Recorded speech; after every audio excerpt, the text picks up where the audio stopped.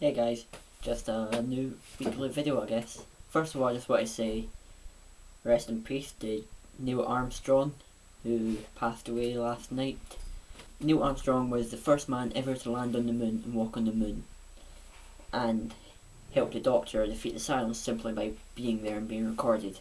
Okay, if you don't get that reference, then the rest of this video is not going to make a lot of sense to you.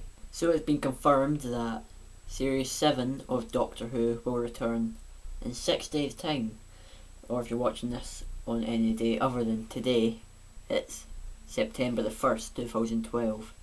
When asked recently, Stephen Moffat, the guy in charge of Doctor Who, has said about female doctors that the more it's talked about, the more possible it's going to be.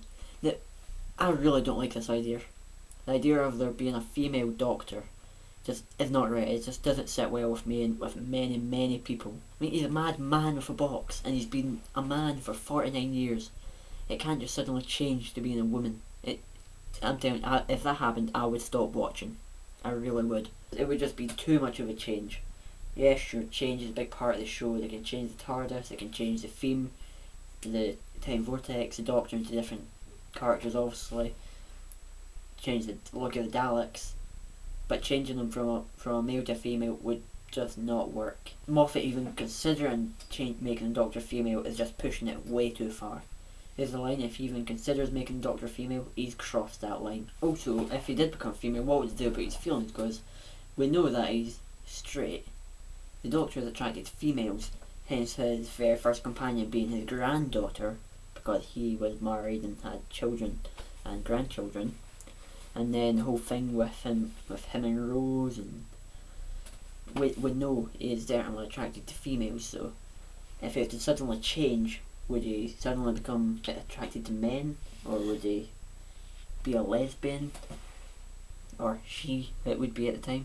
See, it's just too complicated, and quite honestly, it wouldn't feel like Doctor Who to us, and to a lot of children. They wouldn't understand it. They can't understand him changing from one man to another, but to change from a man to a woman, it wouldn't make sense. So Moffat, if you for some reason see this, do not make the Doctor a female. I think it would be quite cool to regenerate, actually. I mean, not the pain of actually regenerating, but just be able to just explode into regeneration and become a new person. It would be pretty awesome. I would love to do that. I wonder if the Silence are going to make an appearance again.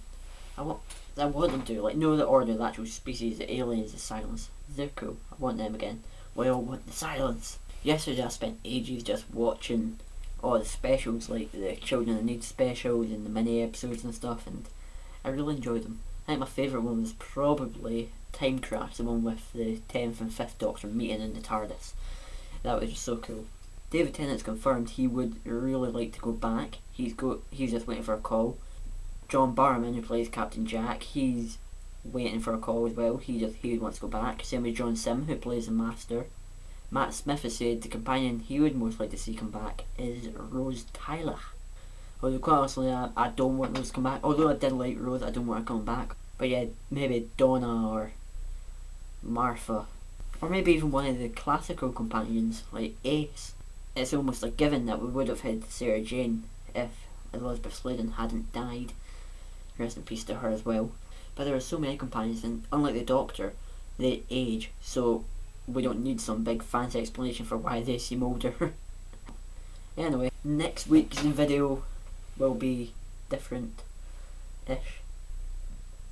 I may be dying during it, or it might just be mega very excited and happy and not making much sense, i.e. I'll either be hungover or I'll be drunk, one of the two.